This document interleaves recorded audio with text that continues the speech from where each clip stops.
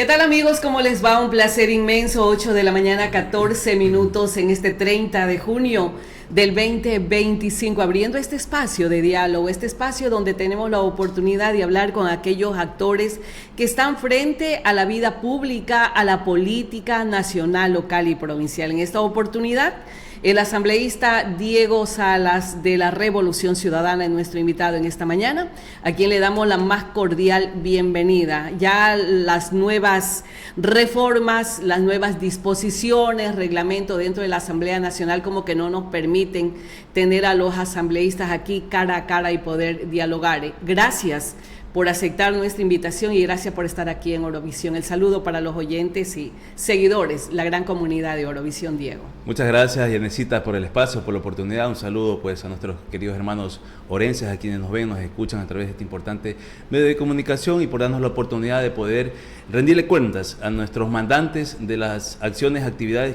legislativas que estamos haciendo en bien de la ciudadanía orense y que nos ha dado esa responsabilidad, ese compromiso de trabajar para ellos, ¿no? Y hay muchísimos temas importantes que no nos han permitido en este caso estar permanentemente en territorio, pero sin embargo estamos trabajando 24/7 para mejorar, para proponer leyes que vayan encaminadas a mejorar la situación crítica y oscura que vive la provincia del Oro en todo sentido, ¿no? Y el país en general. Diego Salas, asambleísta por el Oro, como lo dijimos, es parte de la Comisión de Desarrollo Económico de la Asamblea que justamente ayer, 29 de junio, aprobó el informe del primer debate del proyecto de ley urgente en materia económica para el fortalecimiento de las áreas protegidas. Según la presidenta de la comisión, el objetivo de esta ley es justamente enfrentar la minería ilegal, reformar el Código de la Democracia sobre la ley seca y el Código Tributario, reducción del IVA en épocas de feriado en el país. Otra de las reformas es la ley de movilidad humana para el ingreso de turistas, de que un ciudadano, bien sea que tenga visa de Estados Unidos, puede ingresar sin ningún inconveniente al Ecuador, que sea un documento legal para que ellos puedan ingresar. Y así otras reformas que se propuso en primera aprobación de esta ley. Le preguntamos a Diego Salas, ¿por qué usted se opuso? Bueno, ¿por qué la Revolución Ciudadana siempre dice no? Efectivamente, nosotros pertenecemos a una comisión importantísima que es la de Desarrollo Económico y Productivo de la Microempresa, donde se han venido tratando leyes económicas urgentes enviadas por el Ejecutivo, por el presidente. La primera ley que cambió el nombre de Solidaridad, que era para erradicar las economías criminales vinculadas al conflicto armado interno, que prácticamente, como todo económico urgente, tiene que cumplir algunos parámetros y que en sí pues violentaba toda unidad de materia. Había reformas a cuerpos legales que prácticamente no tenían conexividad con el tema de la naturalidad de esas leyes, que permitía fortalecer, hablo en un contexto general sobre estas leyes para luego llegar a lo que usted me preguntó, de fortalecer a la fuerza pública, a la Policía Nacional, a las Fuerzas Armadas, etcétera, etcétera. Esa era la naturalidad, pero sin embargo se convirtió en una ley Frankenstein, podemos decir, donde se vincularon aproximadamente más de 15 reformas a cuerpos legales que no tenían nada que ver con el tema del crimen organizado, pero sin embargo se pudieron tratar esos tipos de leyes y que nosotros obviamente hicimos observaciones, tuvimos comparecencias, solicitamos comparecencias de expertos tributarios, penales, etcétera, etcétera. Sin embargo, en esa ley no nos dieron la oportunidad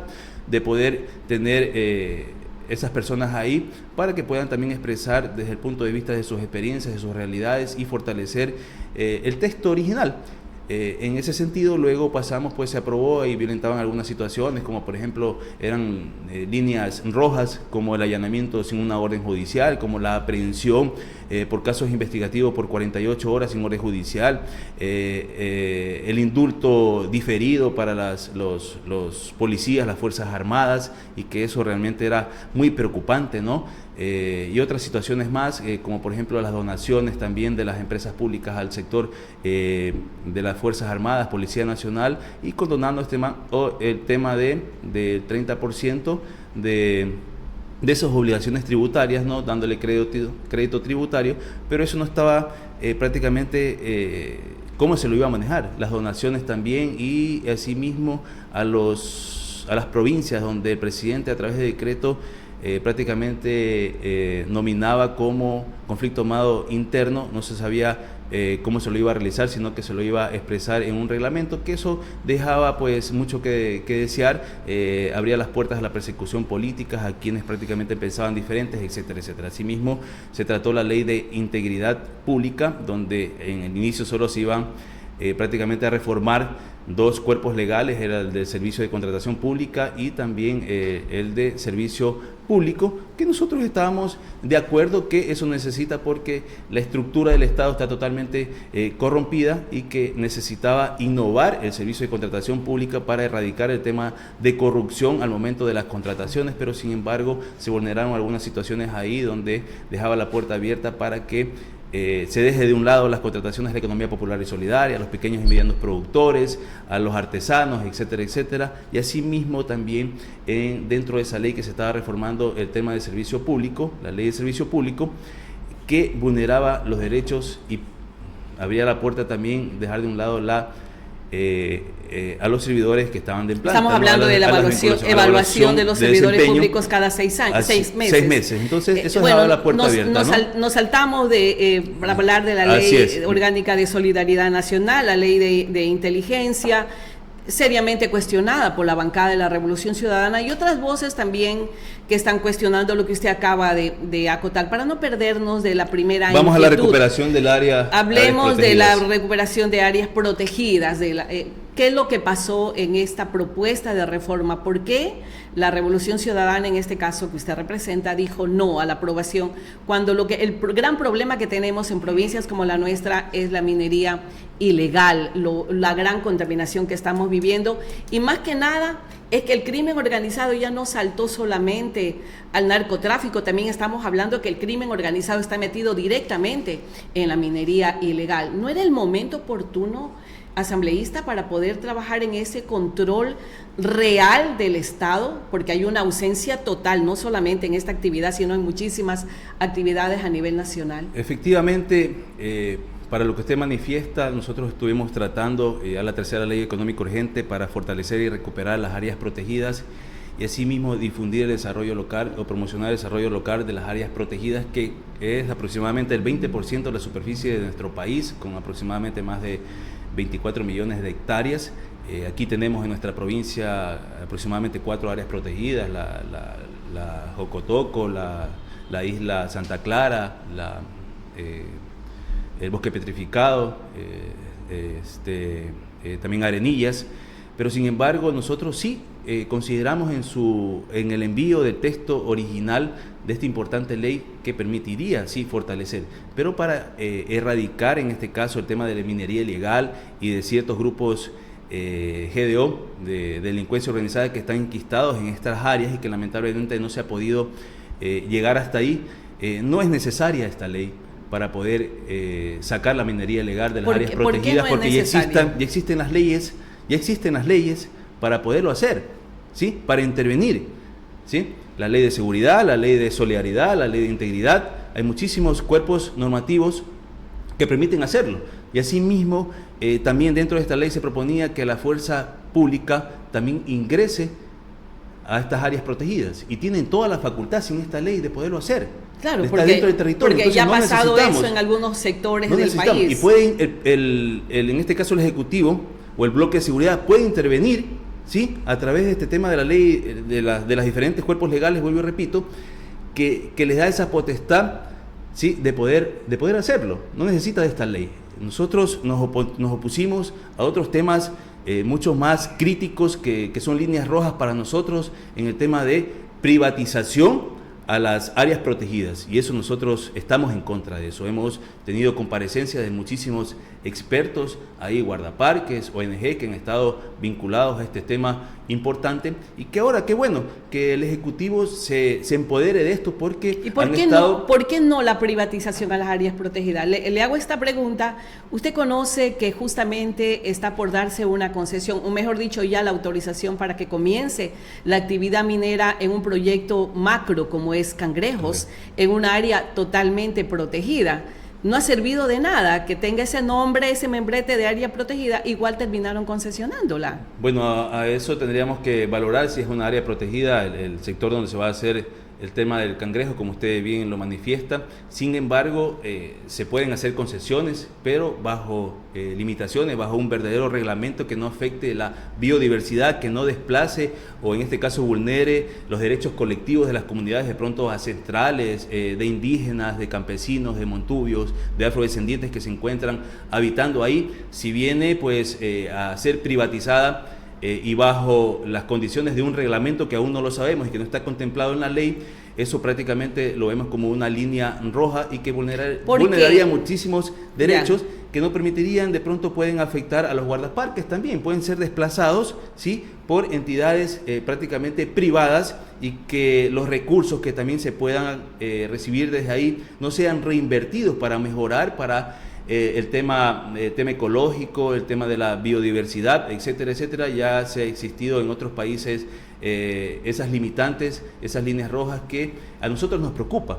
Y en este primer informe, sí, yo lo dejé claro en el razonamiento de mi votación de por qué votaba en contra. Yo sí estoy a favor. Pero está pidiendo reformas, o mejor dicho, la comisión está abierta para recibir sugerencias, cambios, reformas a este cuerpo legal. Lo hemos hecho con mucha responsabilidad, bajo el equipo de mi despacho y asimismo con la bancada, porque también hay expertos en la materia en esta situación que también han comparecido, pero sin embargo no nos han dado esa apertura de que sean acogidas nuestras observaciones en el marco de mejorar la ley, sin ánimo de poder contradecir el objetivo natural de la ley. Es más, hay otras normas ahí que se están prácticamente también reformando, que no tienen nada que ver con la situación de la recuperación de las áreas protegidas, ni tampoco del fortalecimiento de las mismas, sino que van mucho más allá, como las otras leyes económicas urgentes, que pierde la naturalidad del proyecto de ley inicial y que no cumple con los objetivos ni también con la unidad de materia. ¿Por qué esta diversidad de materia en una ley? Esos son los cuestionamientos que se ha hecho con algunos especialistas.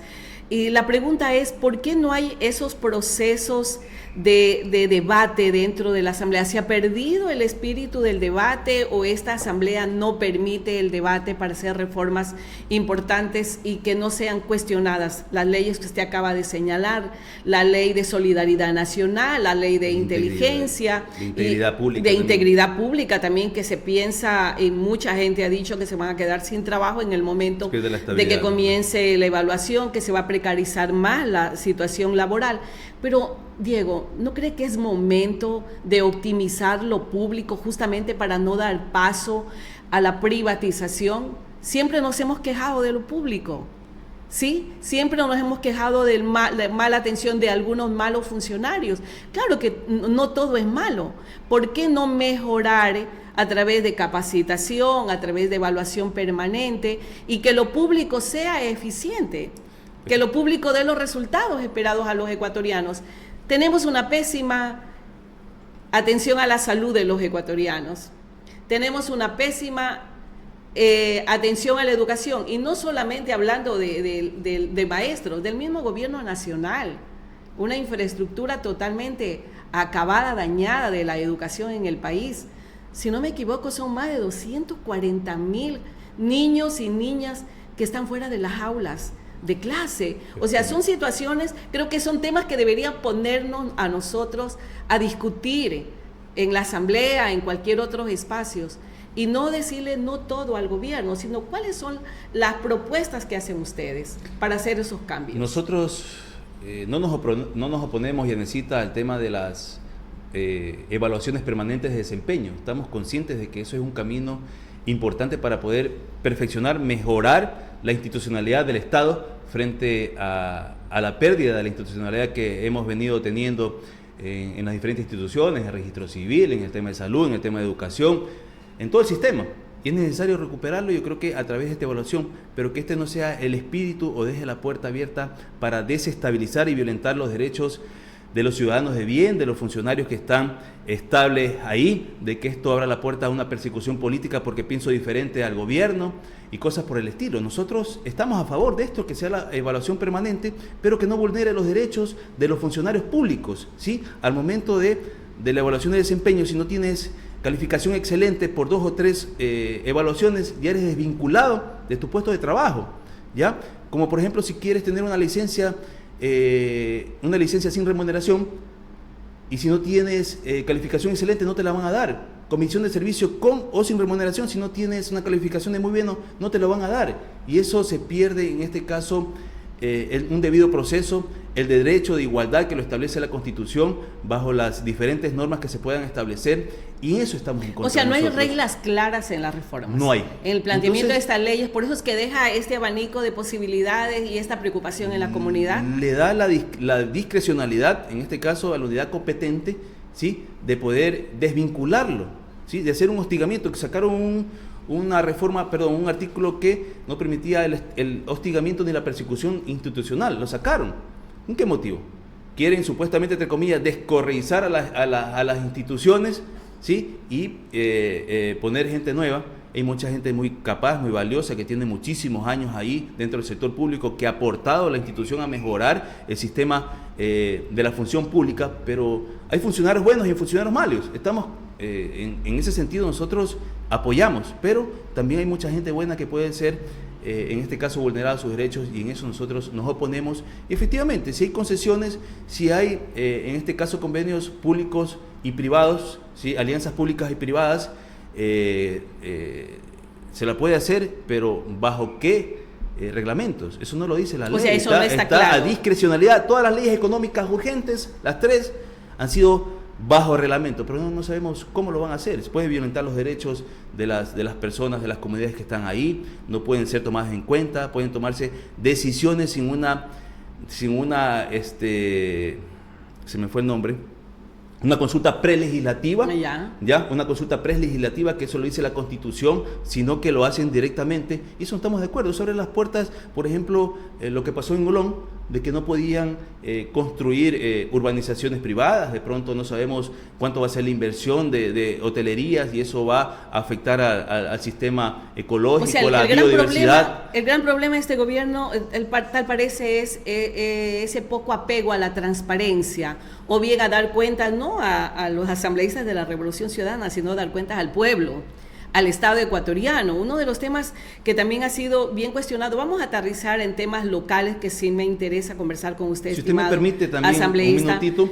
Pero no puedo dejar pasar, justamente hoy escuchaba en los medios de comunicación nacional, qué lindo, qué bien, gracias, se recapturó a Fito, pero se está cuestionando seriamente esta recaptura de Adolfo Macías, alias Fito, de que existe realmente, lo que existió fue un acuerdo con el gobierno nacional. Colombiano. Cuando lamentablemente habíamos escuchado en campaña electoral de que el presidente decía que él jamás iba a negociar con los delincuentes, y tal vez esto sea bien visto por los ecuatorianos, el hecho de la captura de alias Fito, cabecilla, si no me equivoco, de los choneros, ¿no? Y que había generado una serie tiene más de 30 procesos, tiene muchísimos años que cumplir en cárcel, incluso se está esperando la extradición. Si Estados Unidos dice, envíenme, lo dijo el gobierno nacional que lo va a enviar. Pero hay serios cuestionamientos a esta recaptura de Fito. Le pregunto, ¿es importante que la Asamblea Nacional o bien el bloque de la Revolución Ciudadana exija transparencia de este proceso de recaptura? Por supuesto que sí, es lamentable, quiero enfatizar, también es lamentable, en la pregunta anterior, lo que está viviendo la Asamblea Nacional. Se vive momentos de dictadura, de autoritarismo, prácticamente no se ha podido democratizar el debate interno de las diferentes bancadas y actores políticos dentro de la Asamblea Nacional, que por derecho a nosotros nos corresponde.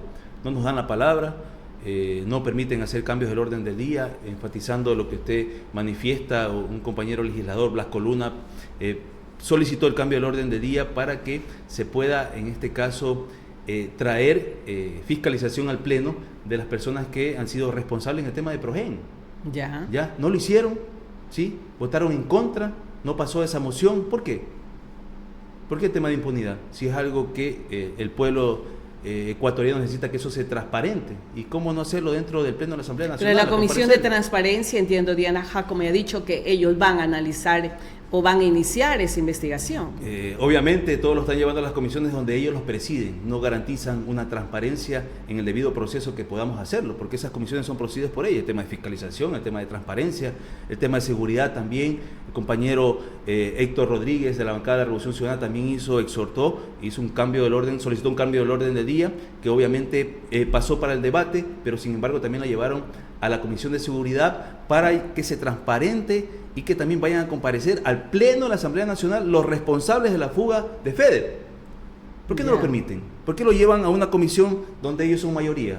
O sea, vamos a la cancha de ellos, teniendo pues un pleno donde podamos intervenir absolutamente todos. ¿Usted cree que esta va a ser, lo mismo va a pasar con la transparencia del tema de la detención de Fito, que creo que todos los ecuatorianos aplaudimos eso, pero sí queremos transparencia, saber si se negoció y cuáles fueron los acuerdos que llevó el gobierno nacional con este sujeto? Yo pienso que hay un análisis muy profundo que hacer ahí. Eso fue una especie de una cortina de humo frente a las leyes inconstitucionales económicos urgentes que se han venido tratando y que han sido aprobadas, como la ley de solidaridad, y eso lo enfatizó el presidente Noboa, que gracias a las leyes aprobadas de solidaridad y a la reforma de la ley de inteligencia, donde prácticamente también vulnera los derechos de los ciudadanos de vivienda, donde pueden violentar la integridad personal de la información o datos privados, como que puedan acceder a una llamada sin orden judicial, como que puedan ingresar un correo electrónico sin orden judicial, donde puedan intervenir las cuentas bancarias sin ninguna orden judicial. Y frente a eso yo pienso que todos aplaudieron efectivamente mucho más, el Ejecutivo, la bancada, cuando estuvimos en la última sesión del Pleno, prácticamente se alegraron por esta situación, todos los alegramos y lo tuvieron como un trofeo, pero si a ellos mismos se les escapó. Estaban las leyes, todas las leyes que se han venido dando, porque tenía todas las herramientas del presidente, ¿sí?, para mejorar el sistema penitenciario, el sistema de seguridad, para mejorar, pero sin embargo se les escapó. Pero hay algunas leyes asambleístas que ya han sido aprobados. Acuérdese del 3% del IVA. O sea, ¿sabe qué es lo que preocupa? ¿Cuáles fueron los acuerdos? Si es que existió ese acuerdo entre el gobierno nacional y alias Fito, ¿cuáles fueron los acuerdos? Recordemos que así el señor presidente de la República recién hace 4 días dijo que tenían control de las cárceles, que ha bajado el número se le fuga a FEDER. El número de víctimas, de fallecidos en el país, la violencia ha bajado. Lamentablemente el Observatorio de Crimen Organizado nos dice que no es así, que es el año más violento, que tenemos más de 3.000 personas fallecidas en las manos del crimen organizado. Tampoco hay control en las cárceles. Eso es lo que preocupa. Eso es lo que creo que debería preocupar a los asambleístas, de los 151 asambleístas. ¿En qué consiste ese acuerdo? Si es como dice la televisión colombiana, si es como dice Diario Expreso, otros diarios serios supuestamente de acá del país, de que hubo un acuerdo previo entre el gobierno, entre el ministro de gobierno y alias Fito. Entonces, eso es lo que preocupa, que esta violencia se pueda recrudecer nuevamente en las cárceles, pueda salir a las calles con las consecuencias que tenemos hoy en día. ¿Cuál debe ser el papel en este caso de ustedes como asambleístas? Ya lo mencionó el ministro del Interior, de que ellos no han hecho ningún tipo de pactos ni acuerdos con Fito. Sin embargo, ha sido gracias al trabajo de la fuerza pública, gracias a las leyes que se han podido implementar, y yo he sido enfático que esto, para mejorar el sistema de seguridad, no es necesario de implementar más leyes. El presidente de la República ha tenido todas las herramientas necesarias. En la administración anterior se aprobaron, con el apoyo de la Revolución Ciudadana, aproximadamente 5 leyes económicas urgentes que eran para combatir el tema de inseguridad. Entre ellas, la subida del 3% del IVA, que a propósito pues se recaudó aproximadamente $1.700 millones. ¿Por qué no ha dado resultados? Y solo han invertido aproximadamente $400 millones. ¿Dónde están los recursos? No se ha dado el 100% de esa recaudación, que justamente era para combatir y para fortalecer la fuerza pública, sino que ahora estamos mendigando y solicitando a la empresa privada para que dé una donación de un vehículo, de una moto, de armamentos, pero no es una donación. O sea, tampoco se van a convertir en héroes, porque eso es prácticamente, le devuelven con un crédito tributario de 30%, y ese recurso que tranquilamente pudo haber recaudado el SRI para En este caso, el Invertir tema en fiscal, la invertir en seguridad. salud, no, invertir en salud, en educación, porque los recursos para seguridad existen, pero no hay la voluntad política y no hay la implementación de un verdadero sistema de seguridad integral. Y que esto no solamente es de sacar a los militares a las calles, de fortalecer, sí, es necesario, pero esto va mucho más allá Y esta ley del tema social. Justamente, esta ley de incentivo tributario, ¿qué es lo que busca entonces? Si no tiene ese objetivo. De incentivo tributario, ¿cuál ley? Estamos hablando del 30%, 35% para donaciones. Para donaciones. Bueno, en este caso de poder beneficiarse los grupos de poder para el cual está gobernando el presidente, donde se van a beneficiar prácticamente ellos, donde la empresa privada que adeuda también al SRI y que con esto quieren prácticamente ser beneficiarios porque te dono una moto y yo ya voy a ser beneficiario del 30-35%. ¿Ustedes tienen conocimiento de cuál es la deuda de esos grupos de poder que supuestamente se está beneficiando? Solo el Grupo Novoa hasta aproximadamente 94 millones, más creo que también por ahí la vicepresidenta tiene una deuda de no sé cuántos millones, unos 200 millones aproximadamente. Y ahí está el recurso, ahí está la plata para el tema de seguridad. O sea, ¿por qué tenemos que implementar y meterle la mano al bolsillo a los ecuatorianos que lamentablemente viven momentos durísimos, que ni siquiera tienen que, para comprar recetas, porque en el Teófilo Dávila no hay medicamentos, de los 10 medicamentos que te mandan una receta, 8 tienes que comprarlos en una farmacia particular y esa gente que no tiene recursos. Y eso le estás limitando que esos recursos que pueden ser tranquilamente recaudados para el tema de salud, para el tema de educación, para implementar o reactivar la economía en nuestra provincia, en el país, no se lo está haciendo. Entonces ahí nos damos cuenta de que estamos o están gobernando para los pequeños grupos de poder, ¿sí?, que están al lado del presidente, y nosotros a eso nos oponemos. No es que nos oponemos por oponernos y que todos en contra, no, nosotros estamos trabajando en base a poder sacar de esas leyes o mejorar esos artículos, que no existan líneas rojas que vulneren los derechos de los ciudadanos en todo sentido, y ese es nuestro trabajo, y nosotros vamos a defender, ¿sí?, esas áreas protegidas que nos corresponden. Así no les hablan en el micrófono. Así no nos hablan así en no el les den micrófono. paso. Lo vamos a hacer, vamos a fiscalizar el territorio. Hemos estado en proceso de fiscalización justamente en el hospital. Eso le quería preguntar. Sabemos que hay un trabajo de fiscalización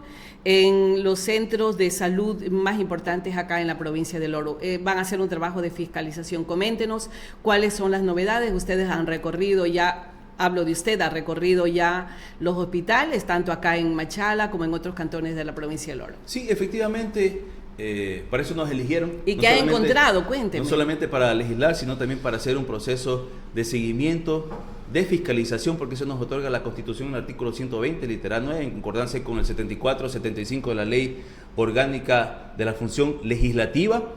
Nosotros, en base a unas denuncias ciudadanas de un comité de rescate de la salud de Pasaje, de la repotenciación del Hospital San Vicente de Paúl, de mi querido Pasaje, donde yo he nacido y crecido ahí, y que me debo, y que ese fue un compromiso en campaña de velar por la salud de los hermanos orenses de mi querido Cantón Pasaje, donde ofrecimos la construcción, no la repotenciación, la construcción de un nuevo hospital, porque la infraestructura está totalmente deteriorada, los equipamientos obsoletos, no existen medicamentos, y eso fuimos el día viernes con nuestra potestad que nos da la Constitución. Nos acompañaron los medios de comunicación, la ciudadanía también. Lamentablemente no nos quería dejar ingresar, Yanecita, porque no habíamos pedido autorización, no habíamos enviado una solicitud por escrito, ¿sí? Y eso nosotros, en realidad, nosotros como legisladores podemos ir a cualquier institución a solicitar información y sobre todo a verificar, ¿sí?, lo que se había denunciado a través de las redes sociales, a través de la ciudadanía. Y no nos permitieron, pero bueno, me permitieron ya. ¿No les permitieron ingresar? Al momento, sí, y entonces yo... ¿No pudo ingresar a los hospitales? Sí, pude ingresar luego, pero ya a la fuerza pudieron ingresar los medios de comunicación. Si es una institución pública, estamos libres de ingresar sin pedir autorización. ¿Y qué es lo que encontraron? Era una visita sorpresa. ¿Qué es lo que Efectivamente, encontraron? dialogamos con la directora, nosotros no estamos para perseguir a nadie, para levantar informes negativos a nadie, simplemente queremos nosotros que esto se solucione. ¿Qué es lo que encontró ahí? Efectivamente, en los recorridos dialogamos con los usuarios, se quejaban de que no habían medicinas, todas las medicinas ahí, tenían que comprar en su mayoría fuera, no hay especialistas, existen...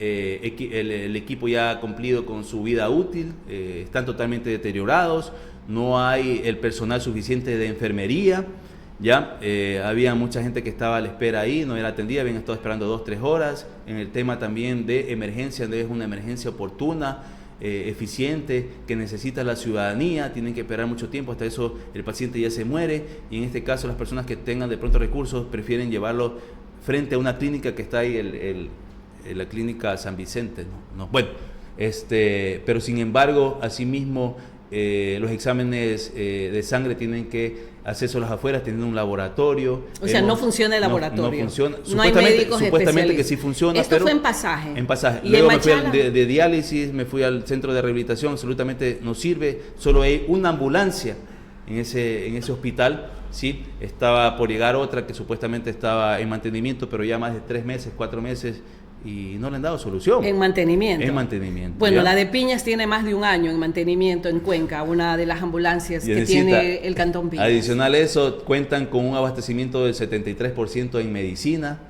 ya en insumos médicos un 75%, y les preguntaba, ¿y por qué no tienen el 100% si usted dice que tienen los recursos?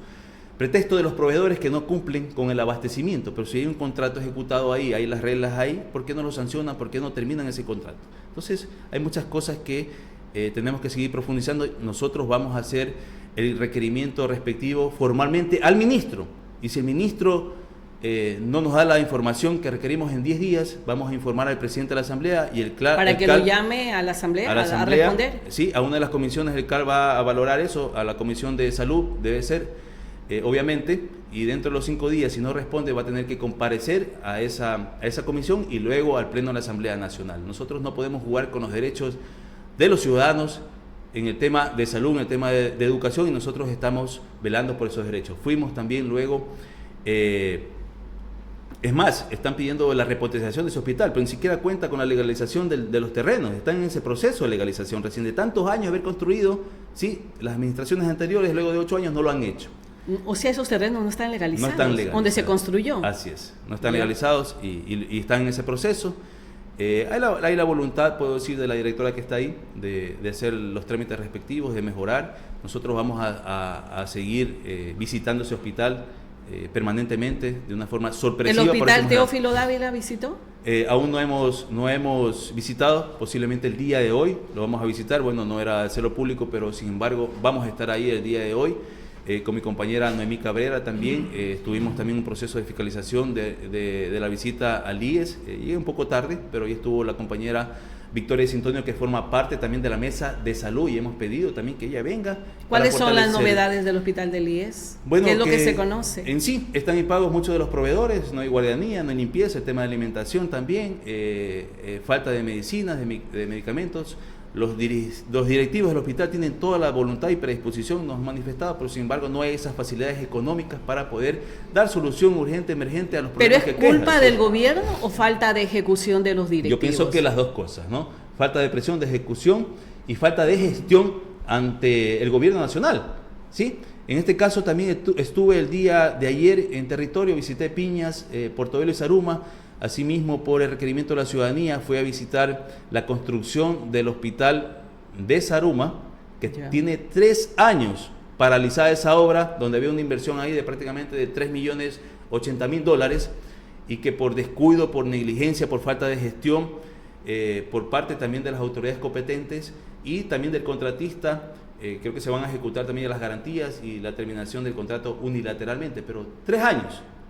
Ese hospital está totalmente abandonado, tiene creo que un avance no más del 20%, ya se han pagado algunas planillas, están creo que hasta adelantados, si no me equivoco, en el pago, pero sin embargo eso no ha podido avanzar, y es también nuestro compromiso con ese distrito de Zaruma, Portobelo y Atahualpa, de poder agilitar ese proceso y la construcción de hospital. No podemos nosotros en la parte alta tener ese tipo de deficiencia, ¿sí? Y que los hermanos zarumeños de Atahualpa y Portobelo no tengan ese servicio que por derecho le corresponde. Estamos encaminados a eso, a seguir visitando el territorio, a seguir fiscalizando firmemente, sin persecución política. Ese no es nuestro objetivo, y hago un llamado a los demás compañeros asambleístas, indistintamente desde las banderas políticas, camisetas políticas, de podernos sumar a este proceso, indistintamente si son parte del gobierno o no.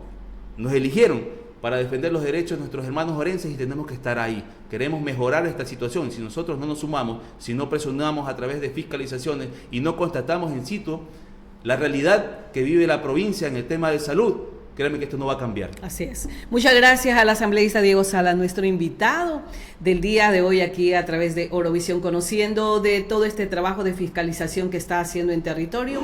Esperemos que caiga en tierra fértil definitivamente y sea escuchado, no solamente por la bancada de los otros movimientos y partidos políticos, sino por las comisiones respectivas y se dé cuenta a la ciudadanía y se informe y se diga por qué obras tan importantes que tienen que ver con la salud está tan abandonado. Y no solamente la salud, dejamos en el cuaderno anotado el tema de la justicia, que estamos lamentablemente sin una casa de justicia y así tantos otros problemas que tenemos en la provincia del Oro. Gracias, asambleísta, un gusto haber tenido esta oportunidad de dialogar con usted. Para mí siempre es un gusto y un privilegio poder compartir con usted este importante espacio. Y asimismo dar a conocer pues las actividades legislativas y qué es lo que estamos haciendo por el bien y por mejorar este país que lamentablemente está en una situación crítica en todo sentido. En todo sentido, usted muy bien ya lo ha dicho, el tema de seguridad, han tenido todas las herramientas, el tema de la consulta popular, la subida del IVA, las leyes económicas urgentes, pero este año, el mes de mayo, ha sido uno de los más violentos en comparación de 2023, casi 30 muertes violentas por día, 900 en el mes, convirtiéndonos en uno de los países más inseguros. La provincia sigue siendo una de las provincias y Machala, una de las ciudades más violentas del mundo y eso no lo podemos permitir. Tienen los recursos, tienen todas las leyes, ahora ya no va a ser culpa de Correa. Vamos a ver a quién van a echar la culpa. Muchas gracias, asambleísta Diego Salas, nuestro invitado de esta mañana, de este inicio de semana, lunes 30 de junio. Un abrazo para todos, feliz fin de mes.